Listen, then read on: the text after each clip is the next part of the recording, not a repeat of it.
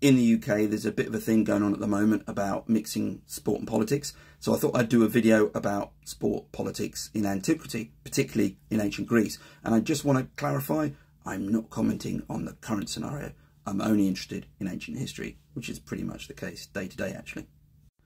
As a general point, any Panhellenic game would have lots of people attending it, and these people will be coming from across the Greek world. So you'd have people doing deals, you'd have people meeting up for various reasons, and yes, you'd have ambassadors there as well. And we know that truces were signed at the Olympic Games. So the idea that political events didn't occur at them and they weren't a platform for them, well, that's not the case. They certainly had a political tinge to them.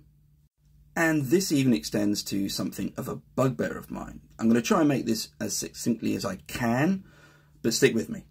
The whole victor listing, which often gets misunderstood and reframed as the first Olympic Games occurred in 776 BC. By the way, that's not the case. That's just the first recorded victor that we have on one particular list, given that at the time the only event was a foot race, and it was in honour of Zeus at that site. Remember, this was a religious event.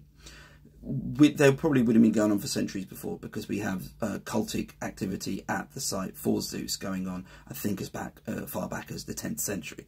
So there's pretty much no way that the first Olympic Games were at 776 BC. But anyway, that's my bugbear. Where this intersects with the political is ownership, or rather stewardship, of the site of Olympia. And this has been a hot topic for some time.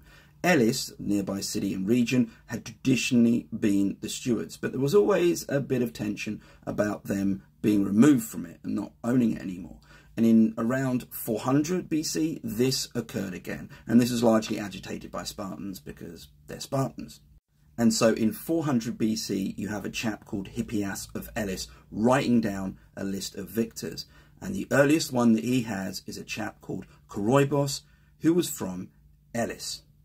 And it's been argued that this was part of a wider sort of political propaganda piece that he was pushing out amongst other people, that Elis had always had strong associations with Olympia, so let's not mess with what's been going on here. They should stay as the stewards. And on a wider point, there was a lot of political kudos to be had at these events. After all, if you were the city-state and your athlete won, hey, that got you some points. And you wouldn't be therefore surprised that there was a lot of bribing and cheating that went on, even to the extent of city-states bribing athletes to claim that they actually came from their city-state and not the other one. So I don't think it was ever really the case that politics and sport were separate in ancient Greece. In fact, it's pretty difficult to find politics being separated from anything in ancient Greece. Bit of a longer video than normal, so thanks for sticking around. And if you like this kind of stuff, click follow.